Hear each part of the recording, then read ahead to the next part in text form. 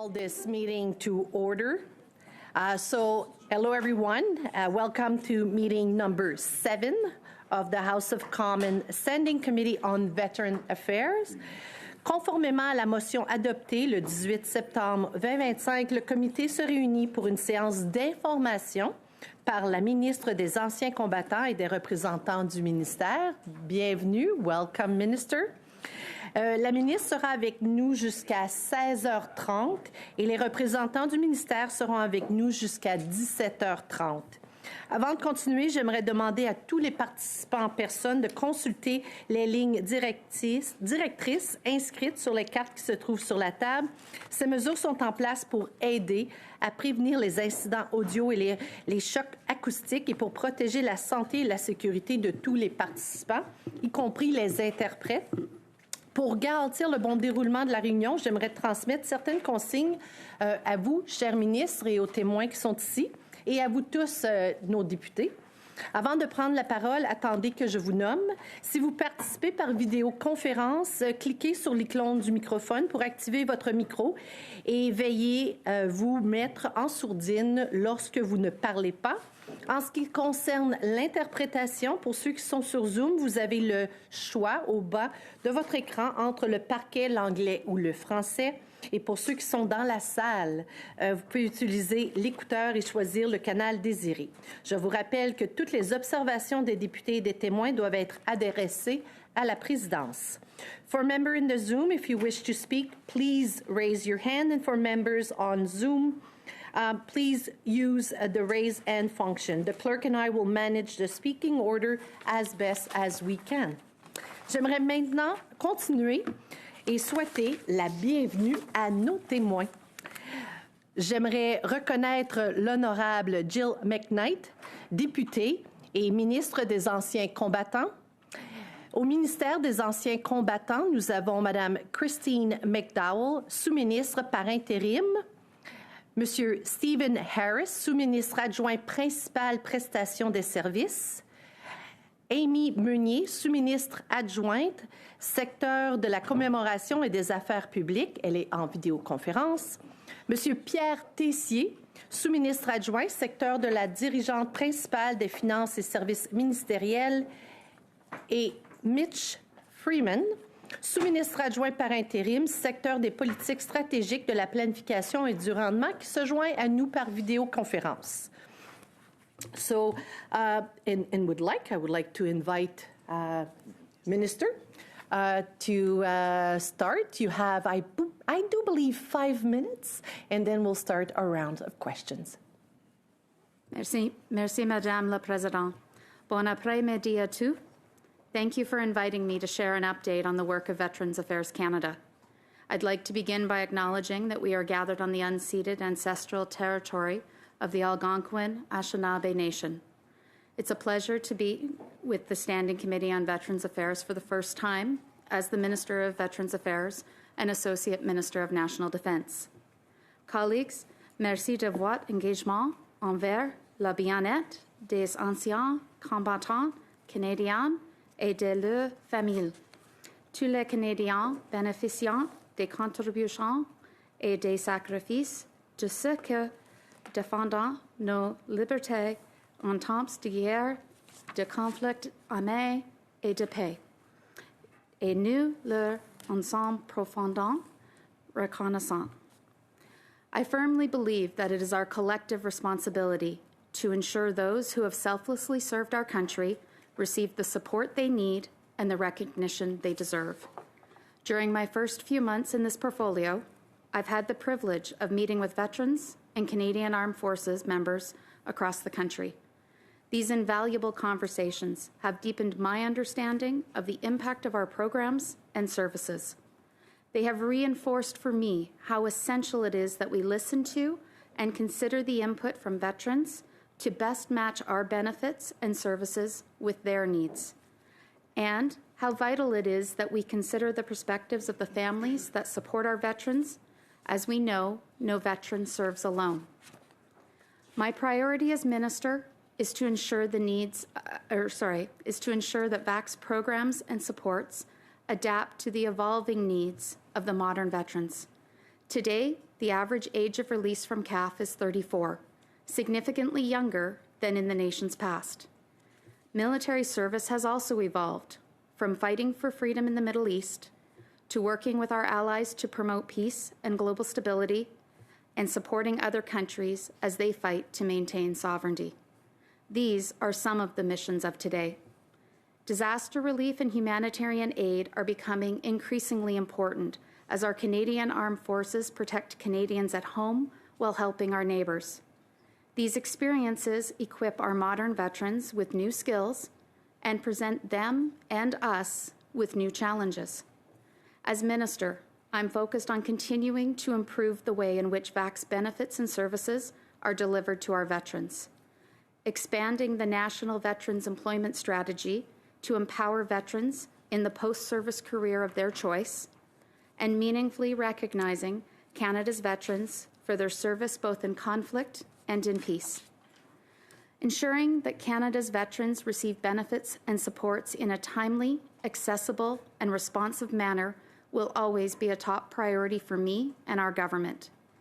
As we increase efficiencies, I'm pleased to report that the implementation of the MyVac account has seen significant uptake, with almost 2/3 of veteran clients using it in the past 12 months.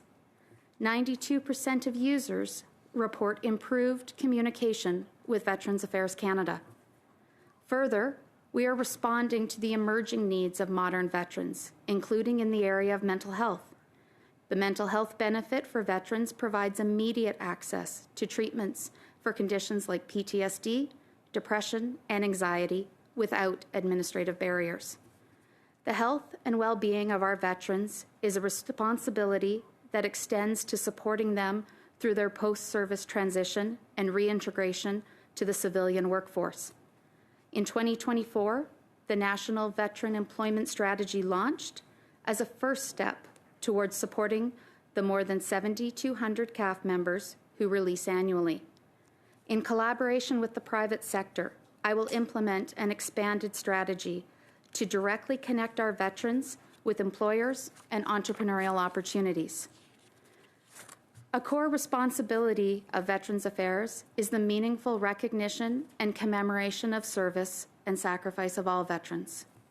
VAC is actively working to increase awareness for the modern-day veteran, including through the department's educational offerings in schools. By helping young people learn and better understand who our service members are, what their service entails, and its impacts, it is my hope that we can further inspire generations towards service in the Canadian Armed Forces. Our commemorative efforts must also evolve to reflect the increasing diversity of the CAF. I'm encouraged by the work here, including the work here at AVCA, to increase awareness around the contributions of Black, Indigenous, women, and 2S LGBTQI+ veterans. As we move forward, we will continue considering these unique perspectives.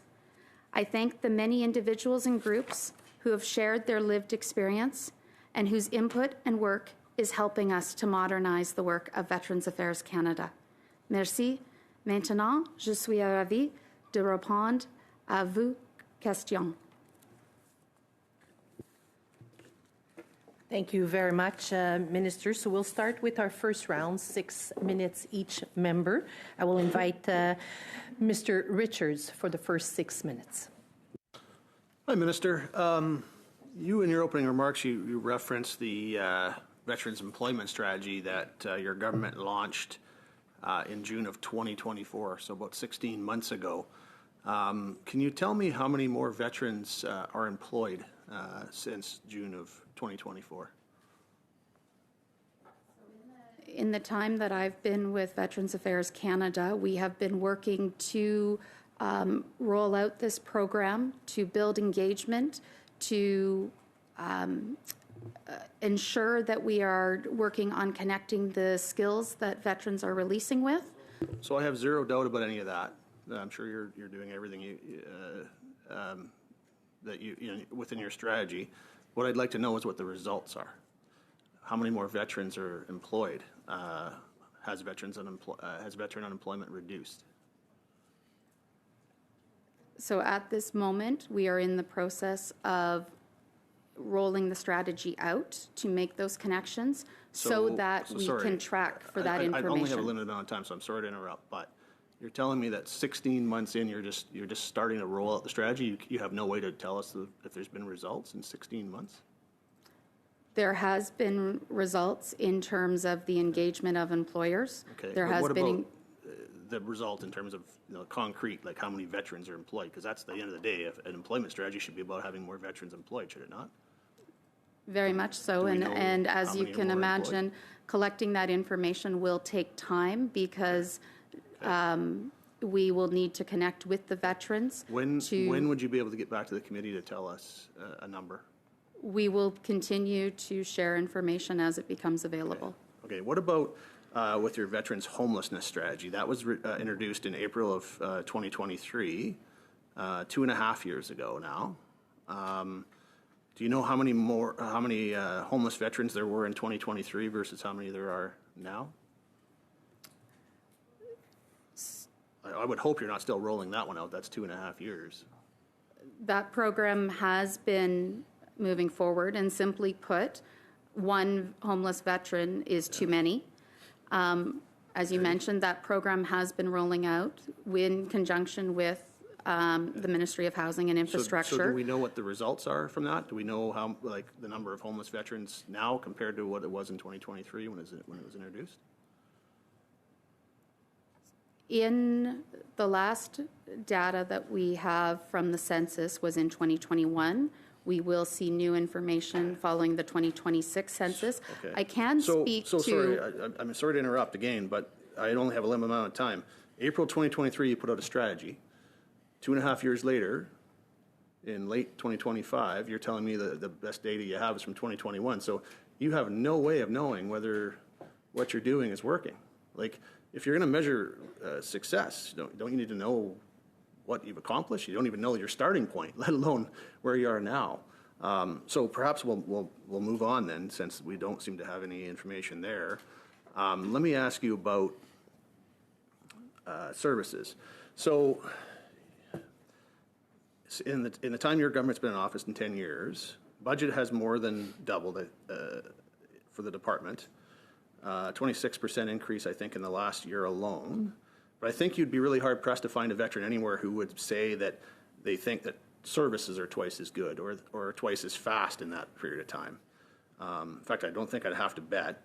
We can actually look at your departmental plans because they contain some metrics. A bit subjective, but they're metrics nonetheless.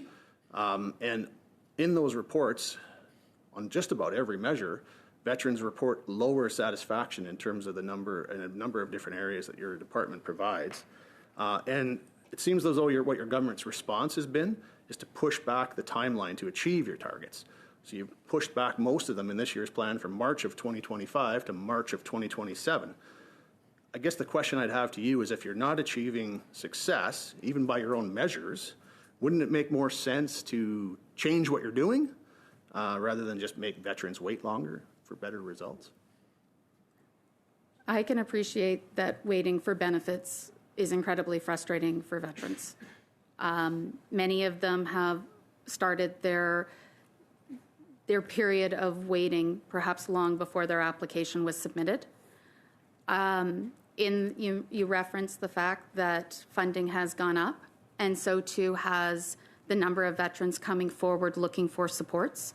And we have continued to deliver services for all of those veterans. Whether one veteran or 10,000 comes forward, we will ensure and deliver supports for every one of them that is eligible. I guess the challenge is, veterans themselves in your own metrics are reporting like that their satisfaction in the quality of service they're getting from VAC, their adjustment to post-service life, to the quality of programs they're receiving from VAC. All of those things they're showing that they're finding less satisfaction in those things.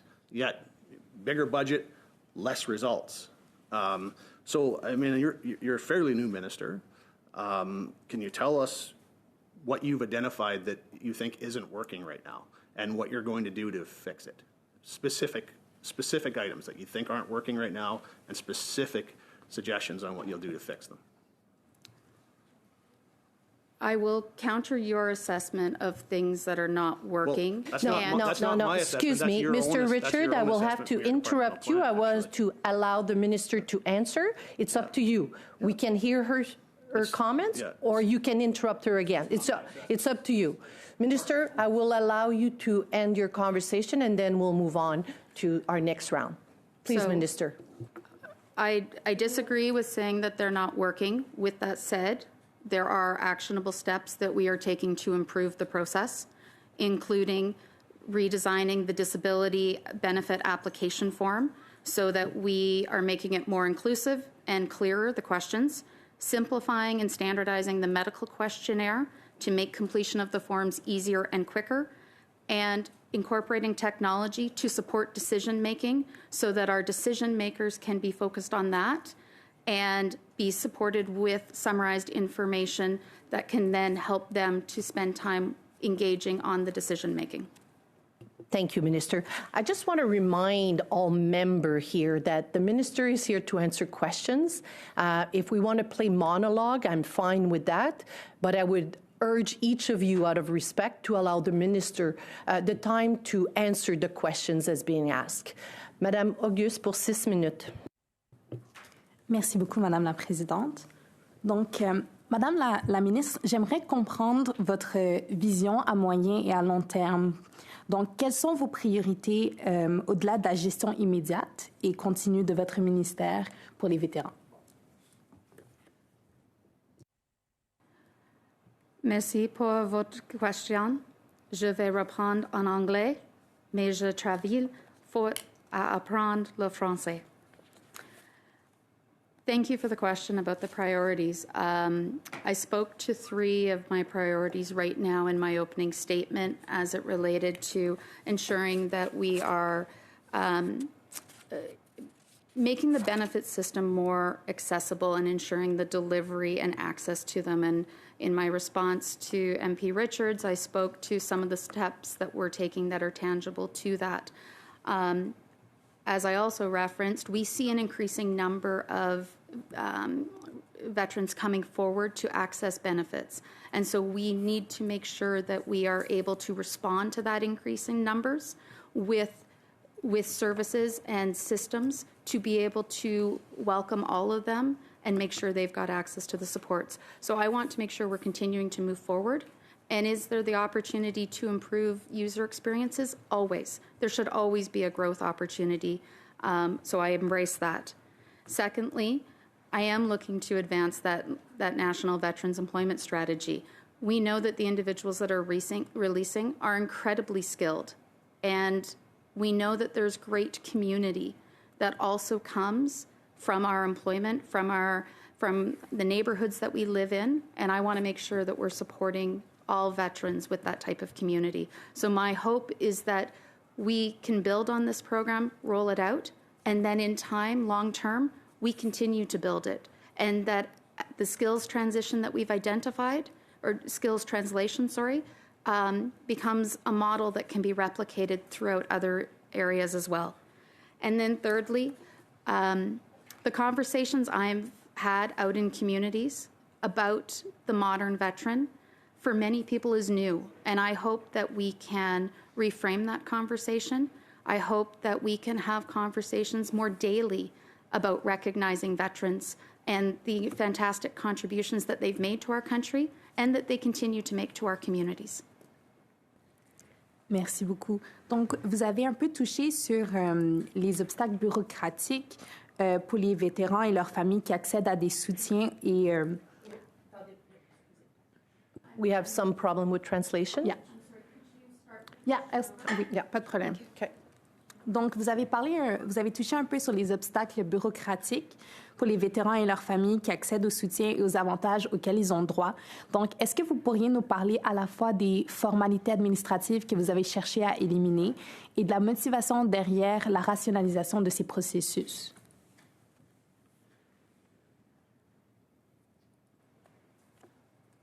Certainly. Some of the feedback that we have received is that the forms can feel challenging, they can feel confusing, they can create barriers to completion. So we are going back, we're reworking the forms with simpler language, and we are trying to reduce those barriers so that that doesn't become an additional challenge or barrier to a veteran having access to the services and funds that they need. We, and I'm sure we may talk about it again later, but with regards to mental health, rather than having individuals wait for a claim to be processed, we've made access to mental health available immediately. Those are two examples. Parfait. En parlant de santé mentale, comme vous le savez, nous examinons actuellement les questions de suicide et de prévention du suicide. Afin de mieux comprendre ce qui se passe et si des mesures de soutien ne sont pas actuellement disponibles pour les vétérans et leurs familles, est-ce que vous avez quelque chose que vous aimeriez ajouter ou rajouter à la lumière de cette étude sur le suicide?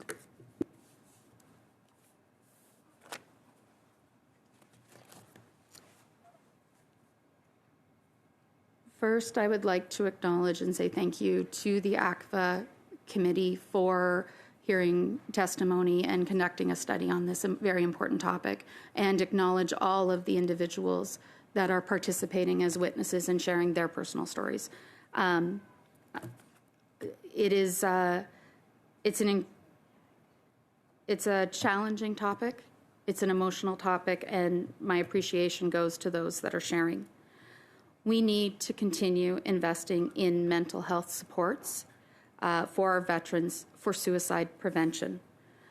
We acknowledge the impact of what the veterans are feeling, but we also acknowledge that for family members, including spouses, children, and caregivers, this, again, much like service, is game-changing, or is life-changing, sorry.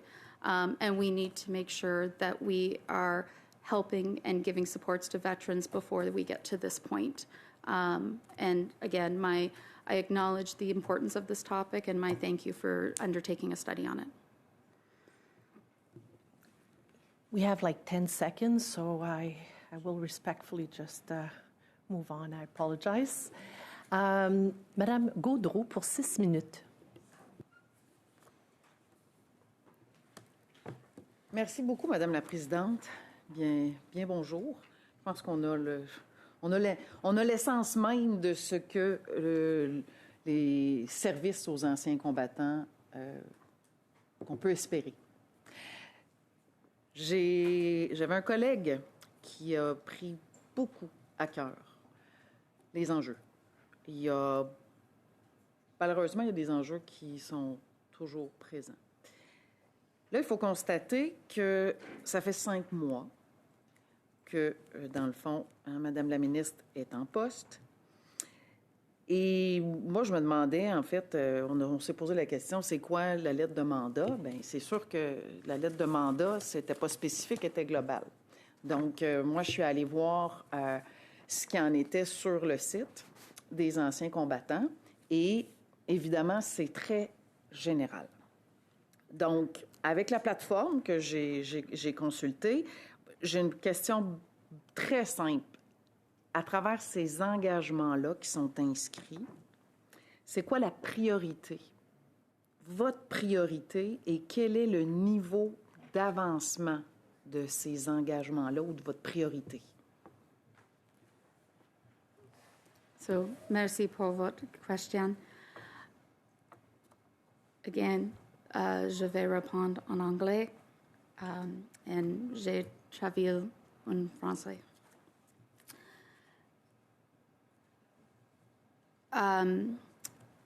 You mentioned the mandate letter and how that connects to Veterans Affairs. So within the mandate letter, there was 7 key missions. Of those, we've identified that 3 of them align with Veterans Affairs, that the engagement of Veterans Affairs aligns with 3 of those. So I'll speak to all 3 if possible. The first is one of the topics is specific to housing. And so that connects with the Veterans Homelessness Strategy or program that has been undertaken, that we are making progress with, and connecting veterans so that we don't have a homeless veteran. I've had the opportunity to be engaged with some of the housing developments that have benefited from that funding to support them. And I've connected with some of the veterans specifically who have gone into their transitional housing through the program in Kingston, the Homes for Heroes there. And I met a couple of veterans that went through that program that had funding from that strategy, and they are now into permanent homes because of what was possible through the transitional housing. We are also funding a number of programs through this that includes housing, but it includes the wraparound supports that are necessary with the housing to address their needs. And again, I've had the opportunity to meet with a few of the funding recipients to talk with the veterans about how key that is related to them. So that is specific to the housing mission. Secondly, there is a mission to increase government efficiency, or as some put it, reduce red tape. This goes back to some of the steps that we are undertaking as a department to make it easier for veterans. We want to make sure that veterans are able to get the supports they need. We want to make the processes easier, reduce redundancy, and focus on that experience. And then thirdly, we talk about building and protecting Canada. Well, that comes back to investments that we are making in CAF and in service members who are protecting Canada. And we know that when an individual enters CAF, we have a commitment to take care of them for the long term, for their life. And that's where Veterans Affairs supports that. So as we're making investments in CAF and supporting new members joining, we also have a responsibility to be taking steps to prepare to engage with them for the long term and be here to support them. Par tout respect, Madame la Présidente, comme il y a beaucoup de gens qui nous écoutent, qui nous regardent, alors, dans ces trois priorités, ce qui est important, au moment où on se parle, là, on est ici au moment présent, on a besoin d'avoir le portrait de la situation réelle et de voir aussi le progrès. Je veux avoir confiance en vous, et quand je rencontre les anciens combattants, c'est unanime, ils n'ont pas confiance aux promesses de service. Hein? Je donne juste un exemple, là.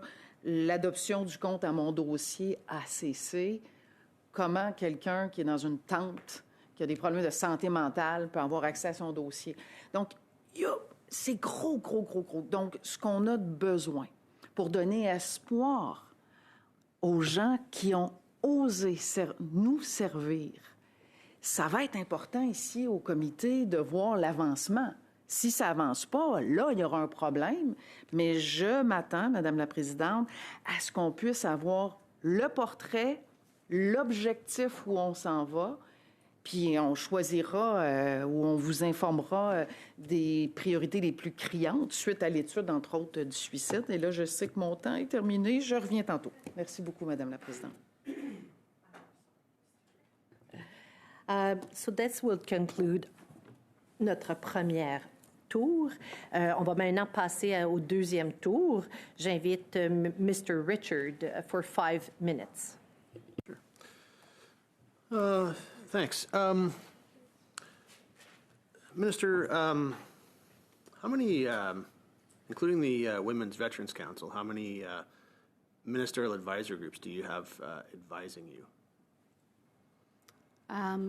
We have 6 advisory groups.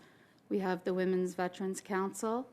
I believe there's one other departmental one, and I would turn to my officials to add and to clarify that. Okay, that's fine. We'll have some time with them in the next hour. Can you tell me how many of them you've sat down and met with personally? I have met with all of the advisory. I have met with the chairs of all of the advisory committees, and I have met with the Women's Veterans Council. Okay. And I've met with a number of the other stakeholders and advisors, including the Ombud and a number of stakeholders that represent veterans across the country. And how often do you plan to meet with those advisory groups? My plan is to meet with them on a consistent basis, but I do not have a set schedule per se. Okay.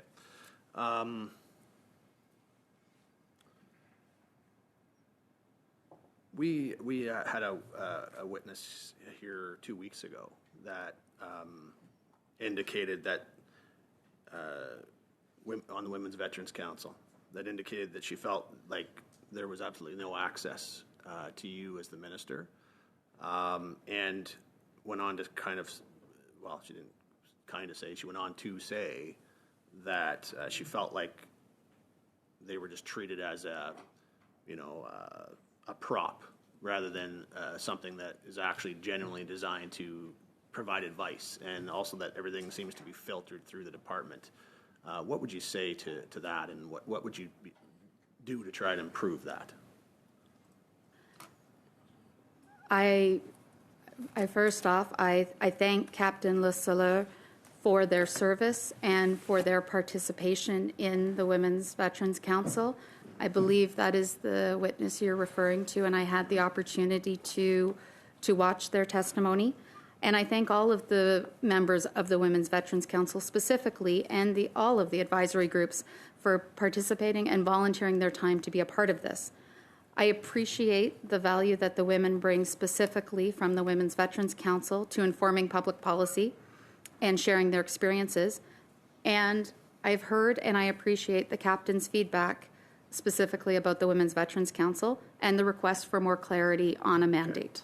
I suspect that probably part of this comes down to, I think Madame Gaudreau was kind of alluding to this too, is that, although you may spend some time with them, you may hear what they're saying, they don't really feel listened to because nothing changes, because there's no results that come from it. It goes back to some of the questions I was asking earlier, like there doesn't seem to be results. Like we come up with a strategy and then you can't even tell us whether there was really results out of it. And I think that's probably where veterans feel like they're not listened to. Like they might physically be in a room, but they don't feel like they were actually listened to and that their suggestions were taken into account. And so I guess that's really where I think there needs to be some improvement. And I'll just turn to an example of that, and that's the construction of the monument to the mission in Afghanistan. It's kind of been on the books for a long time now. Over 2 years ago, there was a design that was announced, but no construction. And in your annual report, it says, and I quote, "The construction of the National Monument to Canada's mission in Afghanistan is a priority for the department." And I think veterans see things like that, and they say, if that's how you treat your so-called priorities, how can I ever expect to get any results? Tell us where that monument's at in terms of its construction. Tell us why veterans should believe that when you say things are going to be better, they'll be better when your answer, which I know will be, there is no construction happening on that monument. Why should veterans believe what they're hearing? Why should they expect better results? So that monument is incredibly important as a symbol of reflection and commemoration to recognize all those who served and their families. We took in feedback from thousands of veterans about how they wish to be acknowledged for their contributions, and progress is being made. And to give you more specific updates, I would turn to one of my officials to be able to share those details. We will look at the officials maybe detail in the round two, Minister. With your permission, I will invite Mr. Clark for 5 minutes. Thank you, Madam Chair, and thank you, Minister, very much for being here, and the officials here as well. Minister, one of the things you said in your opening statement that really stood out to me is the fact that the average age of release of a veteran now is 34. That certainly is a lot different than the conventional definition that we have in our minds of a veteran, and I think it presents both challenges and opportunities as well for the department, which you've touched on. So if we think that the average veteran is coming out at the age of 34, that means they have decades of employment service, hopefully, going forward. And you touched on in an earlier round the National Veterans Employment Strategy. And I'm just wondering if you can talk a bit about that, the goals, what you're trying to achieve through it, and how the department is working with employers in both the public and the private sector to make sure that those veterans, many of whom, as we say, are in their early to mid-30s, are being supported as they move through the rest of their life. Certainly, and thank you very much for the question.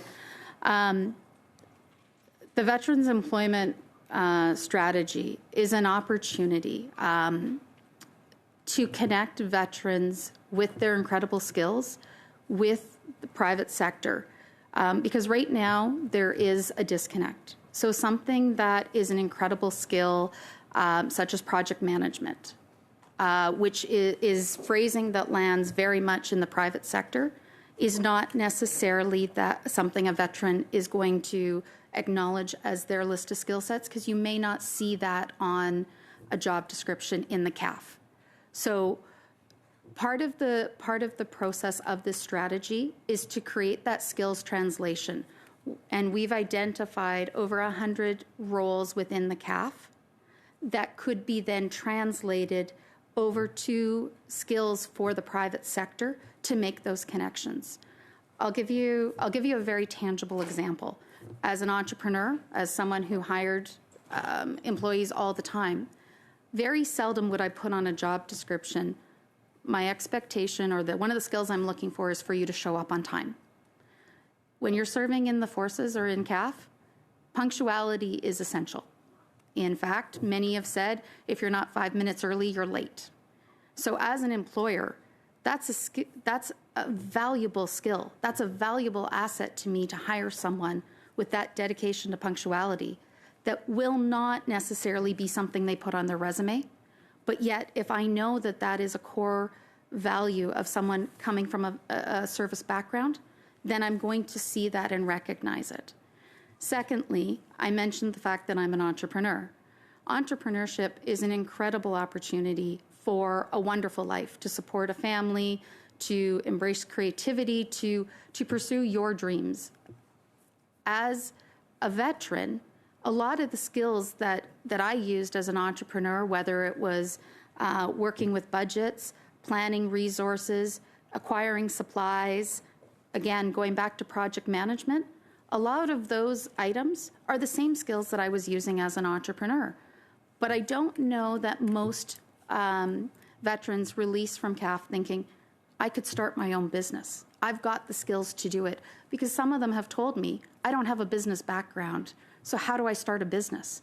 But yet, those skills that you've got, and there's this opportunity for us to work with veterans to help them see the skills that they have and to expand the possibilities of what they could do with it. As I said in my opening remarks, my goal is to connect them with the career that they want for going forward and not feel that they have limited options or opportunities.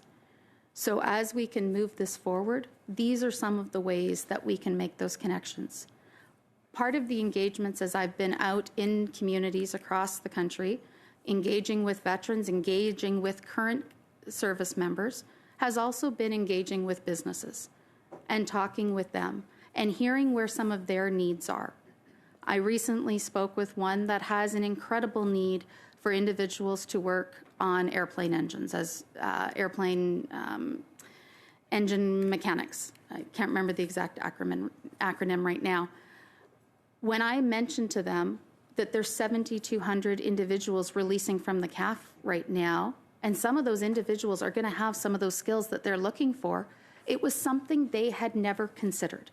They'd never considered the opportunity to make that connection that the workforce they're looking for could already be trained.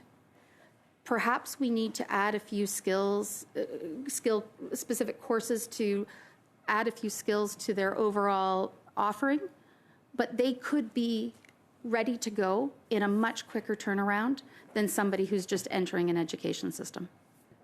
Thank you very, very much. This would complete our 5 minutes. Madame Gaudreau, pour 2 minutes et demie, s'il vous plaît. Madame la Présidente, s'il vous plaît, je parle tranquillement, il y a l'interprétation, c'est juste 2 minutes 30, mais je veux prendre le temps. Et j'invite aussi Madame la ministre à prendre le même temps de mes questions, parce qu'il m'en reste 4. J'ai 2 minutes. Alors, à combien de reprises depuis les 5 derniers mois vous avez rencontré le groupe, en fait, les membres du comité consultatif vétérane de votre cabinet?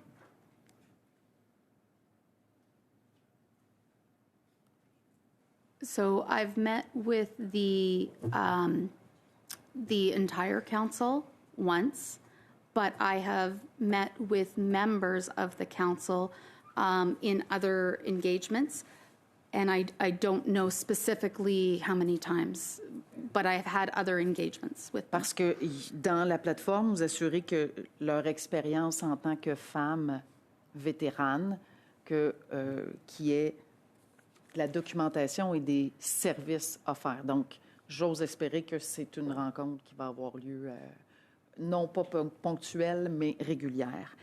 À quand on peut s'attendre? Parce que, je dois le dire, Madame la Présidente, il y a 2 personnes ici qui attendent des excuses et de comprendre aussi le détail du fameux monument sur la route des Héros, sur la 417. Moi, je les appelle mes courageuses, des morts vivantes. Et si vous voulez les rencontrer après, elles sont ici. Il n'y a rien de mieux que de comprendre le contexte d'un trauma, post-trauma, surtout quand on veut aider nos prochains ressortissants, vétérans, vétéranes, et que finalement, on fait obstruction dans notre processus. On a besoin de savoir qu'en est-il. Parce que là, on parle d'emploi, d'employabilité, mais il y a des gens qui sont dans des tentes, il y a des gens qui ont de graves problèmes de santé mentale, et il y a des gens qu'une fois qu'ils sortent du réseau, ils sont abandonnés parce que les médecins... Because sometimes physicians think that that situation is difficult to handle. They do not understand the context. So, when can we... particulière qu'on doit honorer et respecter. Est-ce que c'est une priorité pour vous dans les prochains mois? Very months. Minister. Okay.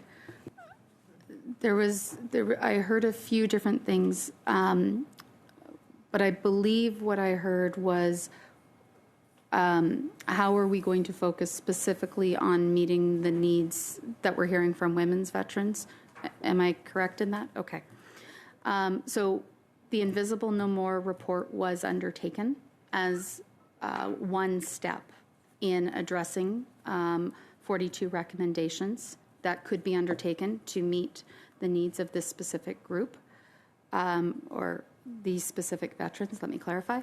By the end of this year, all of the actions will either be implemented or commenced, and we have more work to do, and we can follow up at another time with more details.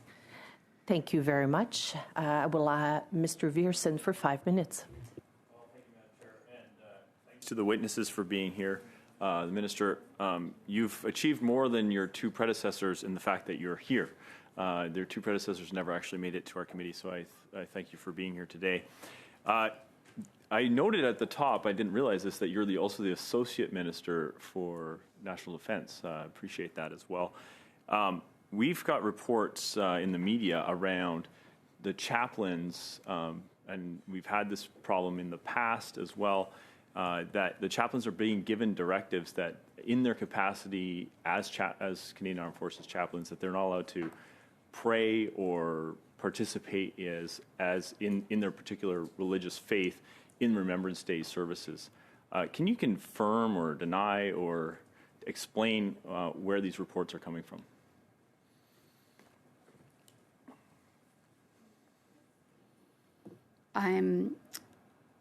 As you mentioned, I am still relatively new in the role, so I haven't gone through a season of Remembrance Remembrance Day activities yet.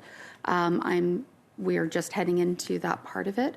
So with that said, I would turn to my officials who have been involved in that to perhaps speak to that. Be able to hear from them in the next hour. So thanks. I'll turn my time over to my colleague, Mrs. Wagenthal. Okay. Thank you so much, Madam Chair, and thank you, Minister, for being here today. Minister, Veterans Affairs continues to struggle to serve veterans in a timely manner. We know that. In 2021, VAC made the arbitrary decision to move the provision of medical, psychosocial, and vocational rehabilitation out of the day-to-day operations of Veterans Affairs to a third-party provider, actually an international and national contractor to administer. Namely, it's called Partners in Canadian Veterans Rehabilitation Services, PCVRS. Right. So on June 9th, 2021, they were awarded $560 million for a 5-year contract, which has been increased to $572,751,466 with a contract end date of December 31st, 2026. So that's about an increase of a half year on the contract and $13 million. More than 3 years later, the November 2024 overview of your mandate letter states all commitments are underway on track, except for one. Wait times.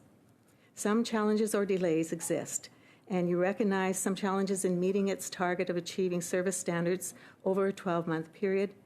And while processing times have improved overall, it actually states a growing number of applications are exceeding the 16-week standard, giving reasons, one very important one, that challenges are happening with retaining temporary employees because the funding's ending in 2026, so I'm assuming people are thinking I'm not going to have a job and perhaps they're moving on. So it appears that in 4 years, engaging PCVRS has not improved outcomes, and VAC's internal need for internal decision makers, it says, has not diminished. So I'm a little confused about the lengths we went to move everything out of VAC's day-to-day, and we're not getting the improvements that I would think we would have by now. So I'm wondering, how often do you meet or do you plan to meet with LifeMark or WCG International to brief you and senior officials specifically on the progress of that program to see where those shortfalls are, and also with, needing the departmental employees? Will you meet regularly with those two groups? And what specifically are the departmental employees, the decision makers, doing that are in VAC that impact PCVRS? Do you understand my question? It sounds a little convoluted to myself. But the question is basically, will you be meeting with them to see what's happening here? We're not making the improvements that I think we should be seeing for over almost $600 million and services by international companies that this is what they do. So why are we still struggling so much, and will you be in touch regularly with them to see how we can make things better? Minister, you have, just to answer the question briefly, please. Okay. So I will start and then to answer, and then you may wish to follow up with the officials to answer more parts of the question. So as we've talked about, we want to ensure that veterans are getting the best care possible, and we know this is a large country to service. So by connecting and moving into the service contract, we were able to increase the number of service providers that were available overall to 12,000 individuals, or 12,000 service providers to provide services for our veterans. And we are continually reviewing the process. In terms of some of the more specifics, I will let the department officials answer those for you. Thank you very much. For, I do believe, last 5 minutes, Mrs. Ertl. Thank you, Madam Chair. Good afternoon, Minister. Thank you for being here today, and all of the officials. The topic of veterans homelessness is very important to my riding. There is a former armory in Amherst, Nova Scotia, that I and the community are hopeful can be turned into veterans housing. And I very much look forward to having further discussions with you about this topic, as I will be bringing forward a private member's motion, or I brought it forward. It'll be debated later this fall, and the motion deals with federal surplus buildings. So my question to you is, it was a question earlier about homelessness, but didn't really address it. would you outline to the committee, please, your perspective on the importance of the Veterans Homelessness Program? Question. As you mentioned, we spoke a little bit about housing. The number one priority is to ensure that no veteran is facing homelessness. And we know that homelessness is a complex and spans a variety of different circumstances across this country. So, with that said, we are working in conjunction with the Minister of Housing and Infrastructure to improve housing for veterans and for families. The Veterans Homelessness Program pilot is in its second year, and the learnings from year one are improving the program, and we're strengthening results based on the results that have come from this first year. We've made progress, and there's more to do. Veterans Affairs Canada recognizes that we need to have both short-term transitional housing and long-term housing or long-term supportive housing to meet the needs of our veterans. And by strengthening partnerships with community organizations and engaging veterans and their families, we're going to ensure that we're bringing those pieces together. I had the opportunity to, again, meet another one of our veterans that's actually at one of the veteran housing units here in Ottawa recently. He was a more senior veteran who, prior to moving into Veteran House, was living on the street. He is now has a permanent home, and he welcomed me into his home, and he took great pride in touring his home with me to share the experience. Veterans House is something that was possible because of the investment from one of the programs through the Veterans Homelessness Program. And this is an individual, this has changed his life. I also had the opportunity to meet with another veteran this summer while I was in Kingston. They were an individual that had released while dealing with some long-term ongoing substance challenges. They were able to go into the transitional housing that Homes for Heroes had and was able to get things stabilized for themselves, to be able to still engage with their children in a safe environment. That individual has now gone on to be in permanent housing with her children living with her. And in the week following the day I met her, she was also going to be becoming the guardian for her nephew who was in need of care. So this was an individual where that investment in housing and in supportive housing with wraparound supports was actually able to change the trajectory of the path she was going at that moment. And that was really a really poignant moment for me, because that is the tangible impact. We talk about programs, we talk about our briefing papers, we talk about things that are intangible. But when we connect with the veteran who's had this experience is what brings it to life and is able to say, this is the difference that we're making by making these investments. I hope that kind of answers the question. 30 seconds. Thank you. It does. Thank you very much. You've been asked a lot of questions today about meetings with stakeholders and advisory groups, and I would like to just give you an opportunity if there's anything else you'd like to add or clarify around plans for further meetings. Thank you. The engagement with veterans, each veteran is going to have a unique experience, a unique story, because they're a unique individual.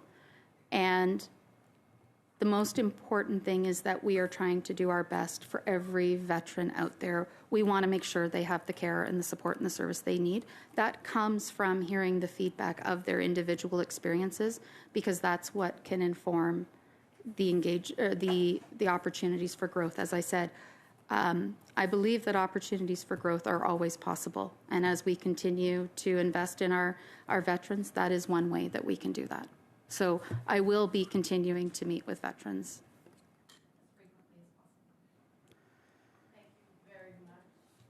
Thank you very much, Minister McNight, for joining the Veterans Affairs Committee this afternoon. So, colleagues, we will be suspending for a few minutes to allow the minister to depart.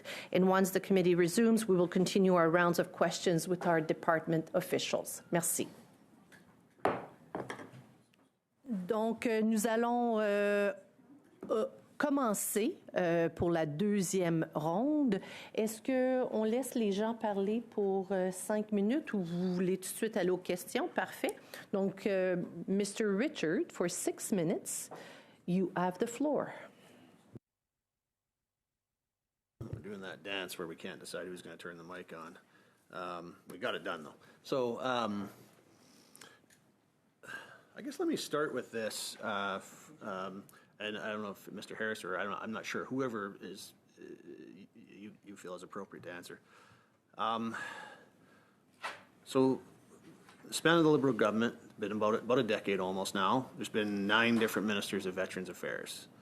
So that's, obviously averages out to just in the neighborhood of about a new minister every year. Some of them have been, just months, and I think in one case even just weeks kind of thing. So I'm wondering from a departmental perspective, having unstable leadership like that where there's constantly change, I would think that can't really be good for the department and the direction that's needed in order to better serve veterans. So can you maybe elaborate for us on what difficulties that constant leadership changes at the ministerial level would have on the department and on your operations? McDowell. Thank you so much for the question. Really appreciate that.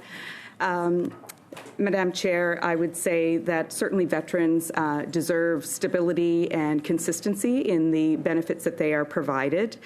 They expect a level of coherence with respect to their services.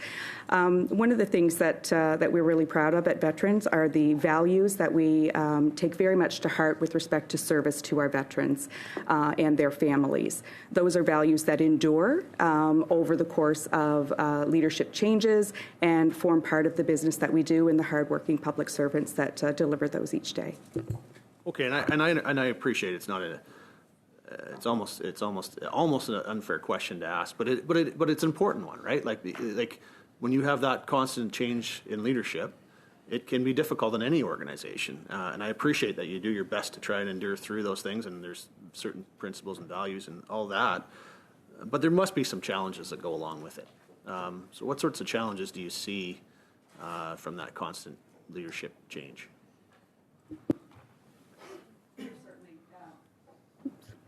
We're certainly very much focused on continuing to deliver the services and benefits that our veterans are depending upon us for.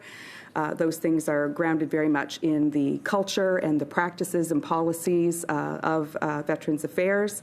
And we have fortunate to have consistent leadership and staff who are very familiar with and experienced with those services and benefits and are able to deliver those in a consistent fashion in a way that is stable and consistent for veterans. Okay, no, that's fine. I guess it almost makes it sound as though the minister almost isn't important to the operation of the department, and that would also concern me. If the ministers in this government really don't run anything at all, that's also a problem. But let me turn to something else that I wanted to ask about as well. We had the Veterans Transition Network here as part of the study we're on. It was just a couple of weeks ago. And they talked about having to use the charitable donations that they receive to pay for the attendance of clients who would be VAC eligible to do their group counseling programs, for example, because VAC cannot or will not process the funding in time. And then what ends up happening, we hear this from a number of different service providers, that there ends up being, because they don't want to turn them away, obviously. But then what happens is they get into the program for a while, and then now VAC won't pay because they've been already involved in the program for some time. We've also heard about from some providers that there's been about a 60% decrease in the rate of funding approvals as a result of that, just because there's no change to the number of clients that they're serving that are VAC eligible, but they're seeing less and less are being covered by VAC because of, I think, delays is really the challenge. So I guess the question would be, what can you do? What are you doing to try and increase access to those specialized mental health services, specifically for veterans that are at risk of suicide? Because it's obviously concerning when someone's VAC eligible, but organizations are having to use charitable donations that they could have used for other things when they shouldn't have to. That's great. Thank you so much for the question. I'm going to turn to my colleagues to respond to that. But before I do want to just clarify the fact that the minister has very clearly established priorities for Veterans Affairs, as she said in her opening remarks. It is around veterans employment, it is around commemorating modern veterans, and it is around making sure that we're delivering consistent and effective service. So with that, I'm going to turn it over to my colleague.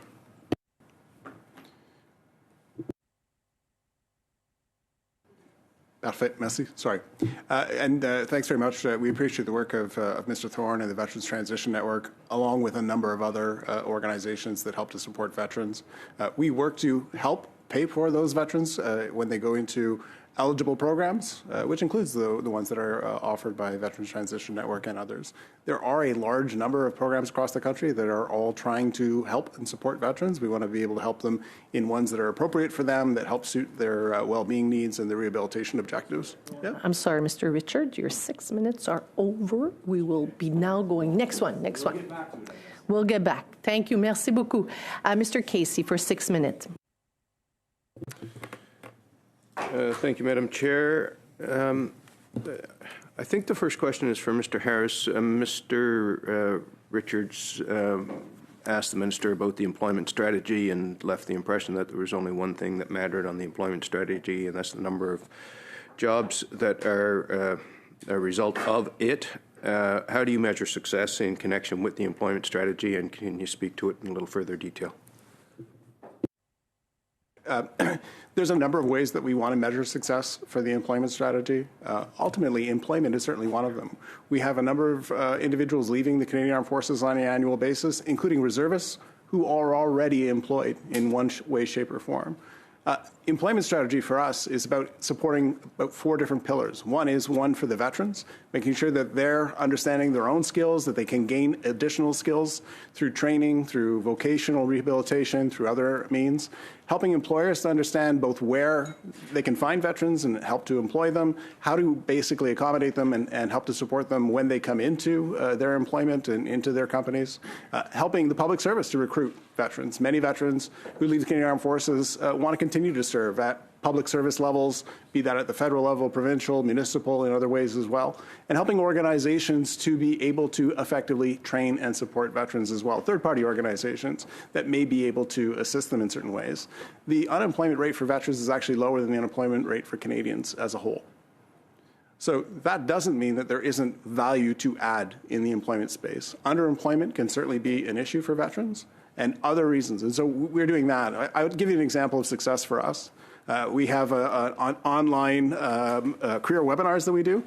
Just next week, we're doing one. 1,000 veterans have signed up to be part of the career webinar next week, including 50 employers coming to recruit them. So these are things that we can do to help connect throughout the delivery of the employment strategy. Thank you, Mr. Harris. I think this one's for you, Mr. Freeman. Mr. Richards was looking for some specific numbers with respect to the homeless strategy. I think that's under your bailiwick. Can you give us some more detail around the homeless strategy and the facts and figures associated with it? Certainly. And so thank you so much, Madam Chair, for that question. And I would highlight a couple of things. First and foremost, over 1,400 veterans have been assisted through the Veterans Homelessness Program since its inception in 2023.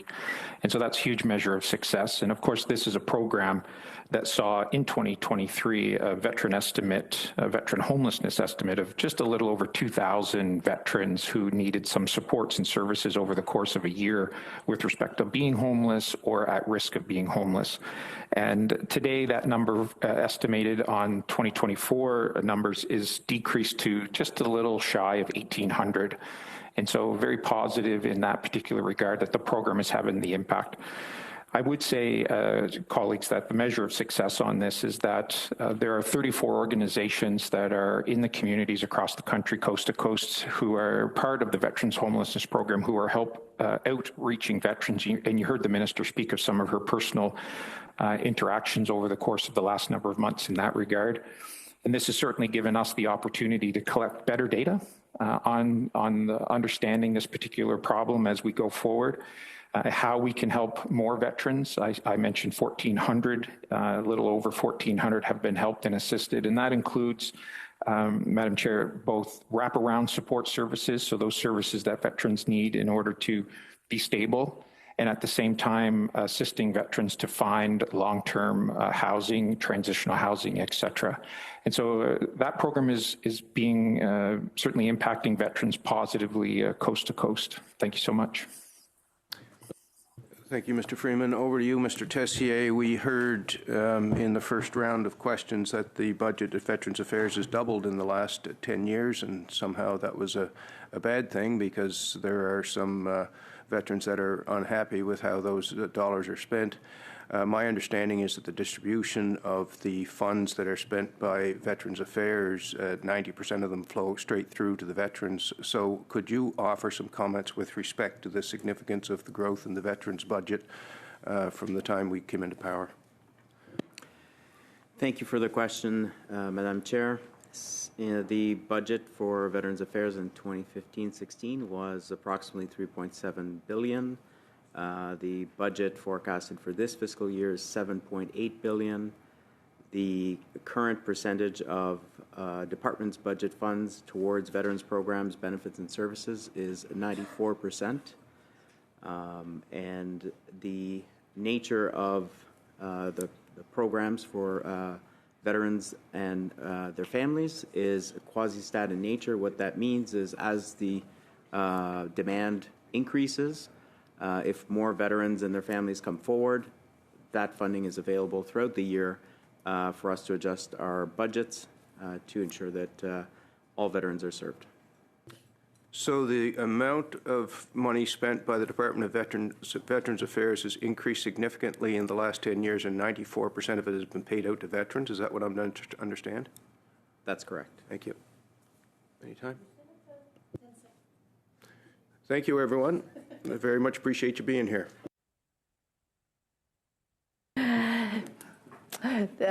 Madame Gaudreau, pour 6 minutes, s'il vous plaît. Présidente, j'ai une question. Je vais commencer avec M. Harris. Êtes-vous satisfait de la prestation des services pour nos anciens combattants? Je pense que la bonne réponse, c'est qu'on peut toujours faire mieux. Sur 10, c'est quoi votre satisfaction? 2 qui est vraiment, vraiment insuffisant et 8, super bien. Je pense que 8 est super bien. Je pense que le 7,5. Okay. Je pense qu'on a les bons programmes en place pour appuyer les vétérans et les vétérans qui ont les besoins. On a des systèmes qui sont en place aussi. C'est pas parfait et on doit travailler encore plus fort pour satisfaire. Okay. Mais qu'est-ce qu'on fait pour les gens qui... Tu sais, il faut comprendre, là. On se dit 80 % c'est un succès, c'est bon. Je sais, là, je suis en affaires, j'ai travaillé dans les organismes communautaires. 20 % qu'est-ce qu'on fait? Y a-t-il un département des abandonnés? Tantôt, je parlais des 2 dames. Ça fait 2 ans qu'ils réclament des excuses publiques. Écoutez, admettons, moi, j'ai servi, là, et ma face est sur un monument, puis je suis pas morte. Je veux dire, 2 ans plus tard, il me semble qu'il y a quelque chose, là. Y a-tu un département des abandonnés? Il y a des gens qui viennent à chaque semaine à mon bureau pour me dire « On me répond pas. Oh, en plus, je suis en français, c'est 6 mois plus tard. Ah, ben non, il n'y a pas de médecins qui veulent m'aider parce que je suis trop compliquée. Moi, j'ai des problèmes de santé mentale, j'ai vécu. Hein, la guerre n'avait... Ben voyons donc, c'est quoi ça? J'ai l'impression que c'est comme si on était dans un autre monde où on se doit collectivement réfléchir sur... C'est quoi le respect et c'est quoi l'honneur qu'on a de ces gens-là? Et puis moi, je vous dis, ça me fait peur. On veut augmenter en défense. On n'est même pas équipés. Il y a des gens ici qui sont sur le conseil des anciennes vétéranes pour essayer de faire changer les choses. Ils viennent ici, Madame la Présidente, puis après, ils se font dire « Qu'est-ce que t'as fait? Qu'est-ce que t'as dit? » Ben voyons donc, moi, je reçois tout ça, puis je me dis « Faut que ça arrête. » Alors, qu'est-ce qui vous manque pour agir pour vrai? À tour de rôle, je veux tout vous entendre. Il me reste encore 4 minutes. Moi, j'en reviens pas. Ça arrive à mon bureau à toutes les semaines. Je peux répondre? D'accord. Ce que je peux répondre, c'est que mon équipe, il travaille très fort, jour à jour, pour aider tout le monde, des vétérans et des vétéranes. Celui-là qui sont debout en devant d'eux autres et celui-là qui sont cachés. Ils travaillent très fort pour le faire. C'est difficile. C'est très difficile.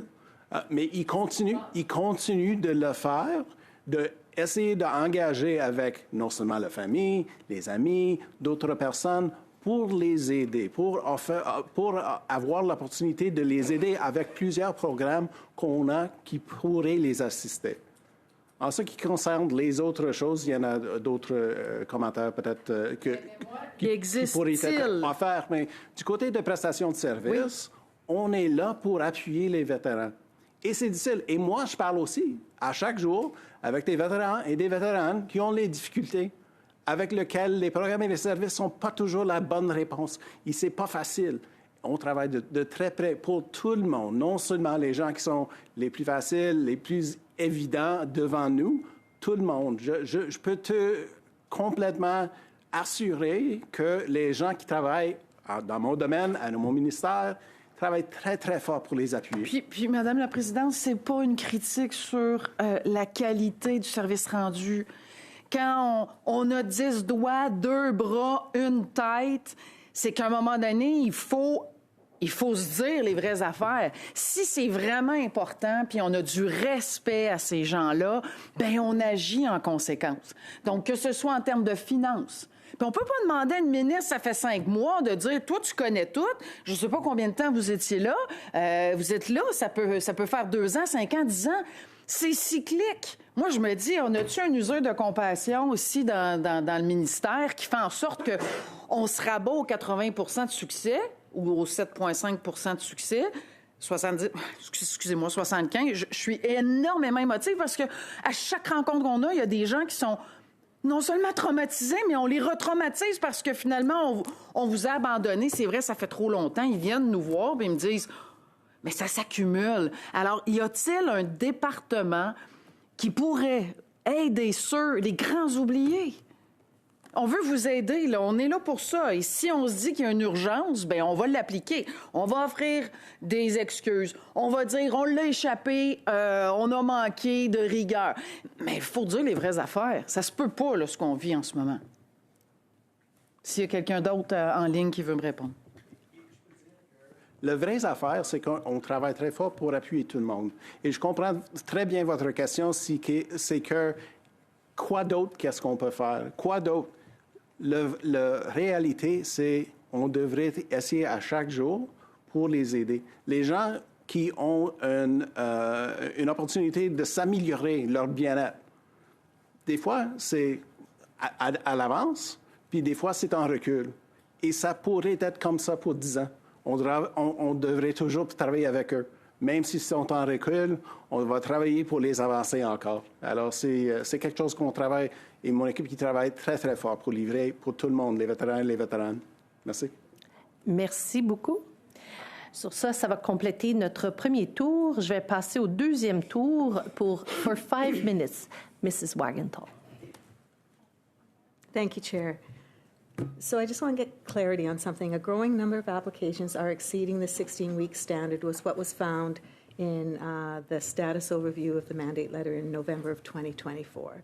It also stated that it is critical that we receive a new funding decision as soon as possible to arrest the current level of attrition among temporary decision makers and to support ongoing efforts in leveraging new technologies. So this was an ask, and you indicated, Mr. Tessier, that in 2025, $7.8 billion was spent. Did that include taking care of this issue, Or are we waiting until November budget to see some improvements in this area? Thank you for the question, Madam Chair. In terms of the 7.8 billion includes forecasted funds for current resources. Okay. Not beyond April 2026. So were any of those resources applied to this request to deal with the loss of Mr. Harris? Oh, that's all okay. That's all good. Testing 1, 2. Did you have something to say to that just briefly? I have one more question I would like to ask. Those are applied to work on reducing wait times, including disability backlog. So absolutely. So specifically in response to the need for more decision makers, I don't know what that means exactly. Maybe if I have time, I'll get an answer to that too. But the Prime Minister also instructed every department to find a cost savings of 7%. But we're saying here that 90% flows to the veterans. And the veterans are going, okay, where is this cut going to take place? And I'm wondering, does the department assist in determining where that could be done and cause the least impact in that process? Because it has to be done by the summer. Merci pour la question. I believe I'm going to turn to you, Pierre, and then to Mitch, or Mitch and then Pierre. Madam Chair, thanks so much for the question. I'm happy to start, Deputy. And so, as you are pointing out, all departments have been or are part of that particular exercise that you're referencing, Madam Chair. And so Veterans Affairs, of course, is part of it as well. That is a process, though, that's in flight at the moment without decisions. So I'm not in a position to speak any broader to that, simply because I don't know the answers. But Veterans Affairs is part of it, like all of our other departments across government. Briefly. Just to be more precise in terms of where the exercise reductions are being put, it's definitely it's not in the focus is really on the remainder, not on the 94%, right? It's really internal efficiencies. This is a bit of a unique question. I'm very concerned about, I have a passion for the whole service dog program and how that could be making a huge difference in our veterans' lives. I know it's the Wild West out right there right now. We still don't have standards federally. We do need them. But at the same time, it's very clear, there is so much information that shows that this makes a huge difference in veterans' lives to the point where they need far less pharmaceuticals and drugs to treat themselves, which cost this department a huge amount of money. So I would like to hear if the department is highly going to encourage our new minister to take this really seriously, and let's get this done. Merci pour la question. Madam Chair, I'd like to turn to Mitch Freeman to respond to that, please. Thanks so much, Madam Chair, for the question. And so I would highlight a couple of things. One, certainly Veterans Affairs is always looking for ways to benefit the veteran community. And as you state, Madam Chair, service dogs is a reoccurring theme in this particular item. And as you said, the Wild West a bit from a standards and applicability point of view. And so a couple of things. One, Veterans Affairs, of course, is taking it seriously to the point of funding some organizations through the Veterans Family Wellbeing Fund in order to progress their work on service dogs, particularly wounded warriors. They've done some tremendous work. And then in parallel, we're really closely monitoring the work that the US VA are doing. They have a program around training dogs by veterans. And so they invite veterans in. Yep. Sorry, I totally hear you, and I affirm that. I would encourage you to look within Canada. If you need some suggestions, I can let you know where it is being done remarkably, being done credibly. They already have accreditation, and those dogs work with the veteran from the very beginning, and they do not cost the veteran anything. We have dogs that are being sold to veterans for $30,000 when that is not needed, when we have wonderful organizations in this country that are charitable and can do the work. So please look within. Saskatchewan's a good place to I'm look. so sorry, Madame Wagenthal. I was listening to the conversation myself, so I will have to ask Madame Auguste pour 5 minutes. Merci beaucoup, Madame la Présidente. Donc, lors du comité du 9 octobre dernier, nous avons entendu la capitaine Helen Leseller parler à propos de l'incident impliquant l'autoroute des Héros. Donc, j'aimerais savoir quelles mesures ont été prises à l'époque et quelles mesures ont été prises pour s'assurer que l'incident impliquant le détournement d'identité et la violation de la vie privée des vétérans, sans parler du retraumatisme vécu. Donc, j'aimerais savoir quelles sont les assurances que nous avons qu'une telle chose ne se reproduira plus. Merci pour la question. Je m'excuse, Amy. Juste quelques commentaires. J'aimerais vous assurer que la situation était très regrettable. We have undertaken internally a series of reviews to make sure that we've got the checks and balances set up so that when we are funding organizations, they are clear on their responsibilities and that we're executing oversight to ensure these kinds of errors don't happen with these funding arrangements. Amy, can you offer more, please? Yes, of course. Thank you. I would just add to that as well that as part of our contribution agreements, we've added in additional clauses so that applicants and recipients understand their responsibilities. As well, on our website, we portray many stories of veterans, making sure that there is language available anywhere where personal information of veterans is contained. It will be clear that the appropriate privacy consents and processes need to be adhered to. As part of a funding package, recipients will also receive best practices in managing personal information, as well as where to go for fact-checking of historical information, whether that be Library and Archives Canada, the Department of History and Heritage, or Veterans Affairs Canada. So as the Deputy indicated, it is a very regrettable situation, and we look forward to working with those impacted individuals to find a positive resolution. Merci beaucoup. Donc, on vous a posé un certain nombre de questions sur le monument de l'Afghanistan et j'aimerais vous offrir en fait l'opportunité de clarifier car je ne pense pas qu'on vous a laissé l'occasion de répondre pleinement sur les choses qui ont été faites au niveau du monument de l'Afghanistan. Donc, j'aimerais vous entendre là-dessus. Merci.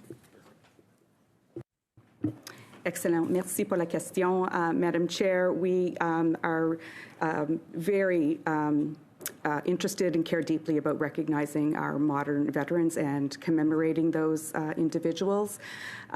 We are working very closely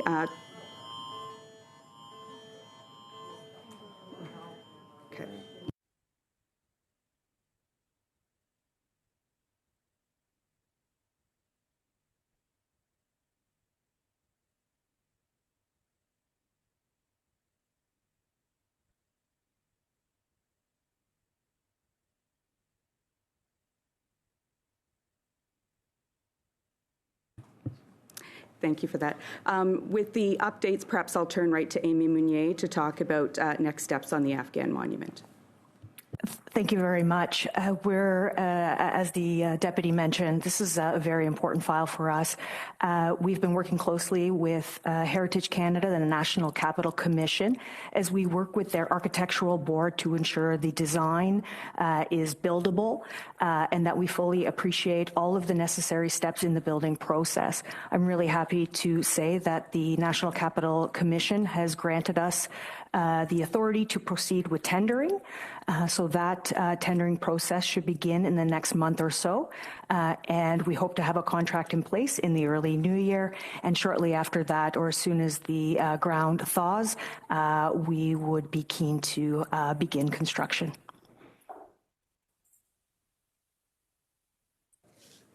Merci beaucoup pour la réponse. Donc, j'aimerais savoir quelles mesures est-ce que, au niveau d'Anciens combattants Canada, vous avez pris pour vous assurer que les décideurs de première ligne possèdent les compétences et la formation requise pour travailler avec les clients de manière respectueuse, attentionnée et réfléchie. Je me rappelle que nous avons eu l'occasion d'avoir, nous, notre propre formation. Donc, j'aimerais en entendre plus là-dessus à votre niveau. confirmer, il y a un nombre de formations pour tous les gens qui sont en position de premier répondeur à des vétérans et des vétérans. Alors, il y a une formation de Trauma-Informed Training qui est important. On a des formations concernant le suicide, c'est nommé ASSIST. On a des formations concernant être en mesure de bien répondre à des déclarations de trauma sexuel dans le militaire ou dans d'autres domaines aussi. Alors, on a une gamme, honnêtement, de formations pour s'assurer que les gens sont bien placés de répondre à les demandes, à les déclarations, les choses qui sont partagées du côté des vétérans et des vétéranes.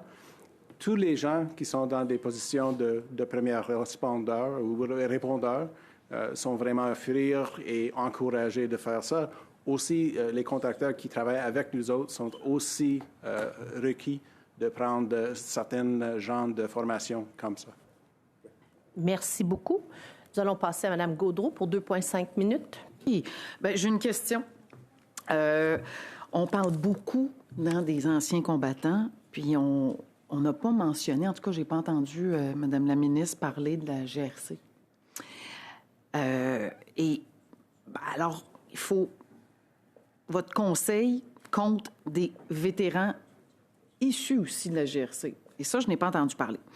Pourriez-vous nous fournir la mise à jour sur le travail qui est accompli, en fait, pour les vétérans de la GRC, la plus précise possible, et pour apporter en fond, qu'est-ce qui a été fait suite aux recommandations, dans le fond, du rapport Bastarache 2020. Donc, je pense que pour le bénéfice de nos vétérans de la GRC, ils aimeraient vraiment, vraiment le savoir. Ma prochaine question, je pense qu'il va falloir qu'on vous voie davantage pour qu'on puisse comprendre qu'en est-il du processus pour lever l'alerte s'il y a des demandes précises. Parce que nous aussi, on est là pour vous aider. On ne connaît pas exactement le poste de commandement, mais si on a toujours l'esprit de nos vétérans-vétéranes, qu'ils soient des Forces armées ou de la GRC, je pense que, Madame la Présidente, ça serait vraiment important. Mais ma dernière question, est-ce que vous écoutez et ou lisez attentivement ce qui se passe ici en comité et les rapports qui ressortent? En toute honnêteté, vous êtes bien occupé, mais est-ce que vous écoutez ce qui se passe ici pour l'ancien combattant? Merci pour la question. Madame la Présidente, j'aimerais adresser la dernière question. Moi, je lis et je peux dire que mes collègues lisent attentivement et avec beaucoup d'enthousiasme tous les rapports que cette comité produit. And I want to thank you all for the wonderful work that you do here in support of veterans. We use the material and rely on the reports and studies that you do very much to inform our work. Pour des autres questions, j'aimerais tourner vers mon collègue. Malheureusement, je suis vraiment désolée, Madame Gaudreau. Le préambule est souvent très long, donc je vais devoir vous interrompre et pardonnez-moi. For 5 minutes, Mr. Vierson. Well, thank you, Madam Chair. Thank you to the department for being here today. Just a little bit of commentary probably before I ask the question. Conservatives have been pushing the government to balance the budget for as long as this government has been around. We point out that a lack of balance of budget causes inflation. Inflation causes things like groceries to be more expensive. When groceries are more expensive, our veteran communities struggle, and so we need to then up the benefits. So we get into this vicious cycle. Over the last number of years, we've talked about the budget doubling. In some respects, that's just a reflection of the inflation. If services are going down and the budget is doubling, that's just purely a measure of inflation. Now, we've been pushing the government to rein that deficit spending in to bring inflation down. Now, it's interesting to me to just learn today that 94% of the department's budget goes to veteran benefits, and the government is seeking a 7% reduction in the funding or expenditure of the department, which then appears, if you just do the raw math of it, they're looking for an elimination of the department. If a little bit of a joke there, folks. So I imagine that's not what they're after. So I guess how are we going to? The service dogs is one of the recommendations that's coming from our side of the table, pursuing reduction in drug usage or drug prescription across this sector. What are some of the other things that you're looking at due to try to meet this 7% target that's been set by the government? Thanks so much for the question. Madam Chair, we certainly understand the affordability issues and the financial pressures that are facing veterans today. VAC has a number of supports in place to support veterans with respect to the increased cost of day-to-day living, including enhanced emergency support programs, expanded access to financial supports. Going is more like, how is the department going to be reining in some of these expenses? It's going to take some unique thinking, I think, on some of these issues. Thank you for the question. I wanted to assure Madam Chair, I wanted to assure the committee that we are also paying very close attention, given that 94% of our budget does in fact go to veterans, that we're paying very close attention to the way that we can support those veterans with the cost of living. With regard to the latter part of the question, I'm going to turn to Mitch to respond to that, please. Thank you so much, Madam Chair. And I just wanted to highlight very much alive to the situation of affordability within the veteran community and the task that's at hand that's all departments have been asked to do. And I think, you're highlighting that it is an, kind of a interesting or requiring thinking out of the box. And as I said earlier, these are decisions that are in flight and in progress by government, and I do not have decisions or responses to get into any sense of specificity with this. And I look forward to government decisions as we move forward in that regard. Can you maybe enlighten us as will the budget be the time where we get illumination onto some of these things? Is that what we're waiting for? Well, thanks, Madam Chair, for the question. It is unclear to me where the decision processes will come in the following weeks or months, and so I'm not in a position to confirm that it would be or would not be. This government has been in place now for several months. It's frustrating sitting here asking questions about what's happening around the 7% target. It's extremely frustrating to see that there hasn't been no decisions made on this. I guess, back to you, Ms. McDowell, is there anything that you think I should know coming out of this meeting today around the 7% piece? Thank you for the question. Madam Chair, what I would say in response to that question is that 94% of our budget does go directly to veterans. And as we heard my colleague Pierre talk about, Mr. Tessier talk about earlier today, whether it's one veteran or 10,000, the supports that those veterans need actually come financially. And we are awaiting the results of the phases of this review. Thank you very much, Mr. Viersen. I would like to now ask Mr. Clark for 5 minutes. Thank you very much, Madam Chair. And I just wanted to go back to an issue that was raised earlier in the meeting, actually, by Mr. Viersen around the question around prayer at ceremonies. So I can only speak from my own personal experience, of course, but the last number of years, as a member of the provincial legislature in Nova Scotia, I've attended Remembrance Day ceremonies in Bedford, where I live, and there has always been a prayer component, a religious component from multiple faiths in most years. So I'm just wondering if, perhaps Mr. Harris, I'm not sure if this is a question for you, if you could just comment on that question, just so I think we get clarity on it, because it is an important point that was raised. Understanding, Madam Chair, is much the same. Is that there's no specific direction. The direction is actually one of people being allowed to reflect or pray in whatever way is suitable for them, and that I've had the same experience where whatever commemoration ceremony I've been at, there's been a component of reflection or prayer.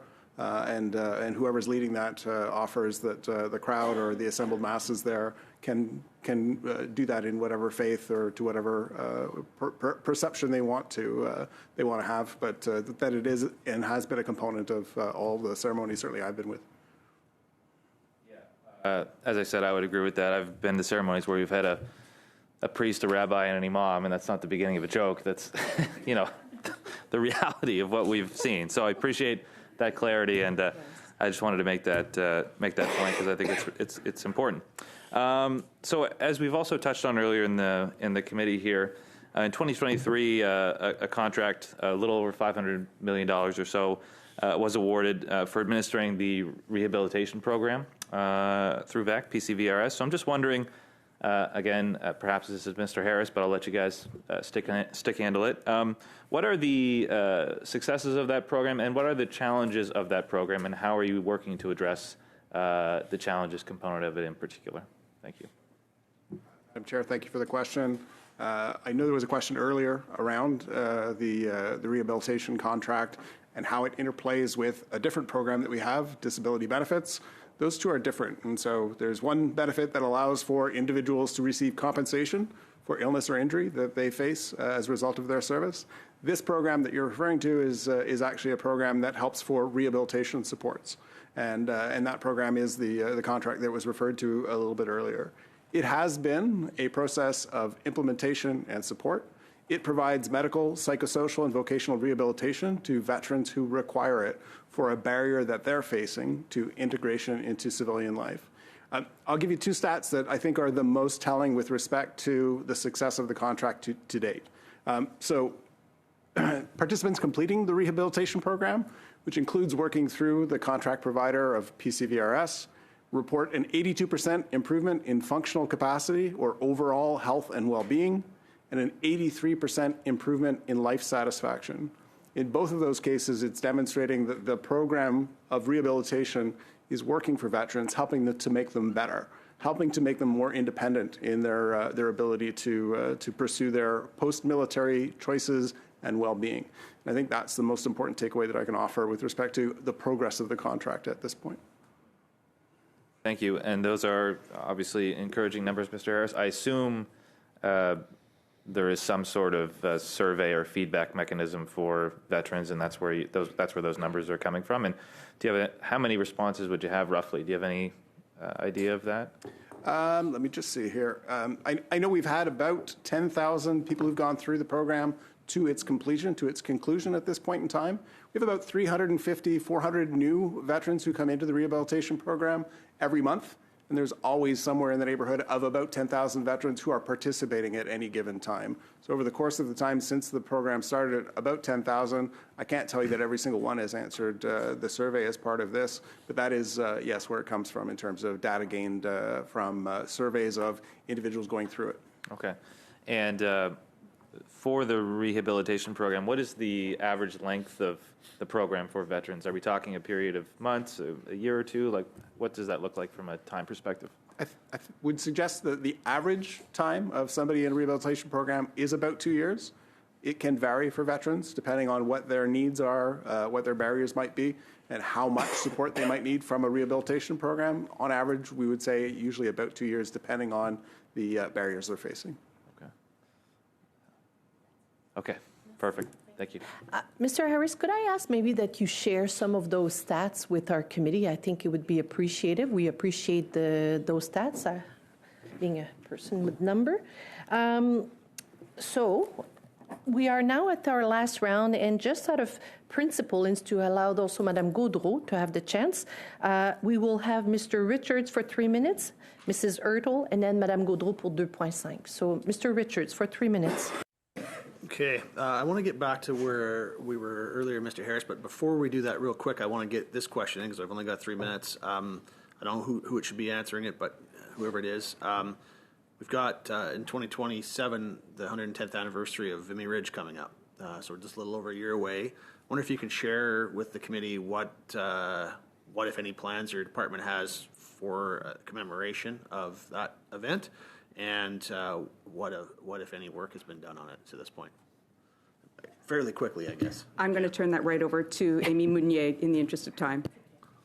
Thank you very much, and you are correct. We have a team that actually resides in France, taking care of the Vimy Monument as well as Beaumont Hamel, excuse me.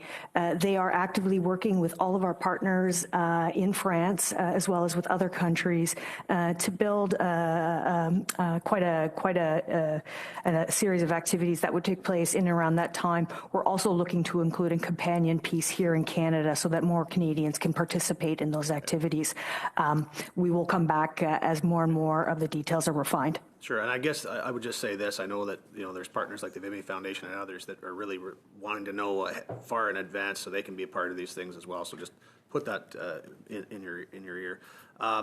So back to the issue we were talking about earlier, Mr. Harris. So let me just try and succinctly summarize it. So essentially, what these providers like Veterans Transition Network and others are finding is that VAC won't process the applications in time, so they get the client into their program, but then VAC won't process retroactively. So they end up stuck in this spot where they're paying through charitable money for things that should have been eligible through VAC. And that's obviously a problem. And I've had them report as much as 60% decrease in terms of the rate of funding approvals, pretty significant. And that requires a lot of charitable donations as a result to be used. There's got to be something we can do to fix that. Can you comment on that at all? Well, Chair, I'd say the quick comment I'd offer is there is a pre-approval process for people who want to go and participate in a program, be it the Veteran Transition Network or any number of other programs that help support individuals. We want to make sure that happens as quickly as possible. Pardon me? If I can just interrupt you on that, because obviously, we're not talking about a small-time organization here. This is a pretty major organization. If they can't figure out how to make this work, there's got to be an issue. So, is there something we can do to fix it?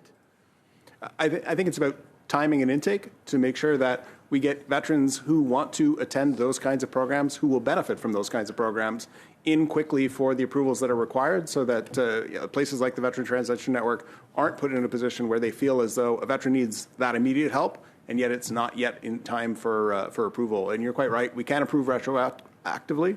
We need to do the pre-authorization, so we need to make sure as part of a veterans rehabilitation program, their well-being plan, that those kinds of things are included earlier so we can approve them earlier and make sure that that places like Veterans Transition Network and many others can do their good work on their side. It is many, right? That's the thing. So there's obviously something we need to do in that process.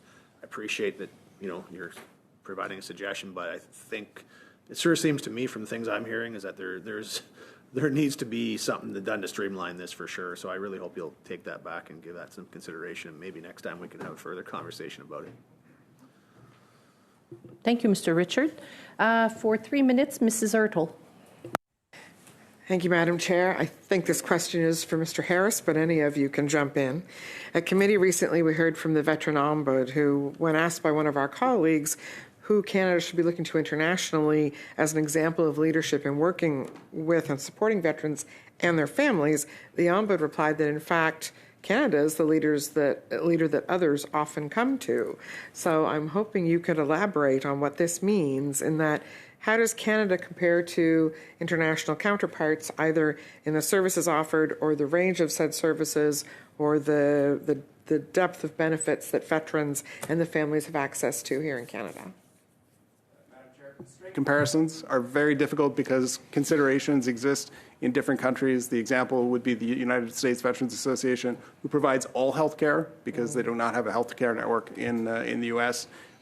We compare very favorably with organizations that deliver services to veterans in many international settings. We use certainly places like the Five Eyes to speak regularly about benefits and services that are available and experiences that people have in other areas. I do think that Canadian veteran benefits compare very favorably with those across the world. We speak regularly, all of my colleagues speak regularly with international counterparts to try and both share and learn where we can get better at providing benefits for veterans as well. Certainly something to be proud of, though. I still have 1 minute. Quickly then, the committee noted in its recent report on the transition from military to civilian life, the proportion of veterans experiencing difficulties during the transition went from 30 to 40% in the last decade. So I'm wondering what measures are planned to support the transition of veterans who are medically released. We support medically released veterans in many ways. We have direct ability to help support veterans who are transitioning, who are leaving from the Canadian Armed Forces to Veterans Affairs, to have benefits and services in place in time for their departure. In other instances, people leave the Canadian Armed Forces and may have difficulty with transition. That could be a mental health issue, a physical health issue. It could be an issue of belonging and a sense of purpose. That can come later as well. In any of those cases, veterans can come back to Veterans Affairs Canada for assistance at any time. It doesn't have to be during the release process, although we want to make sure through transition interviews and others that we can identify any challenges that they're facing immediately.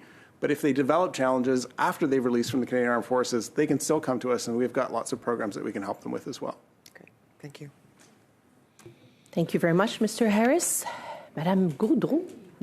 Oui, merci beaucoup, Madame la Présidente. Il y a beaucoup de gens qui nous regardent.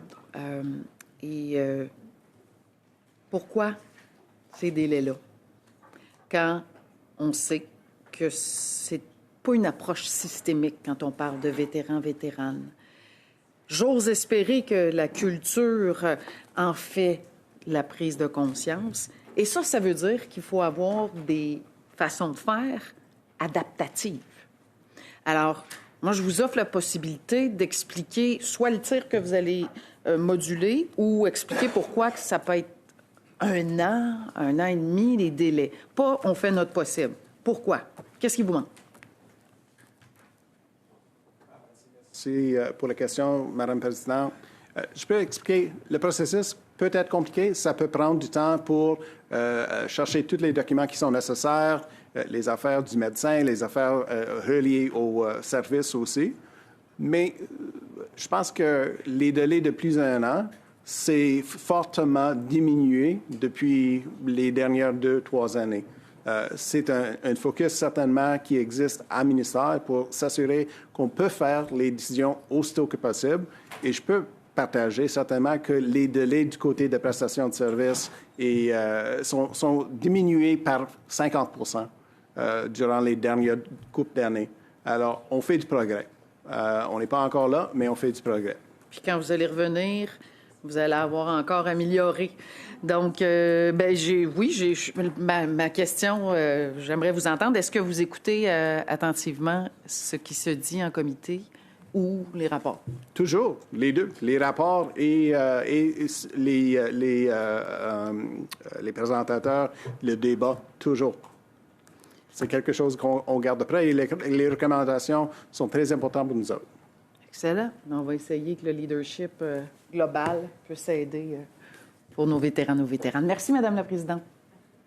Merci beaucoup, Madame Gaudreau. Sur ce, j'aimerais remercier nos témoins d'avoir été ici. Puis je voudrais juste prendre un moment aussi pour reconnaître qu'on a plusieurs invités qui sont dans la salle. We also have many guests that are with us. I cannot assume veterans. I could maybe think they are veterans. So for all our veterans who are with us during today's committee, thank you for your service to Canada. I really want to make sure that we say thank you to all of you.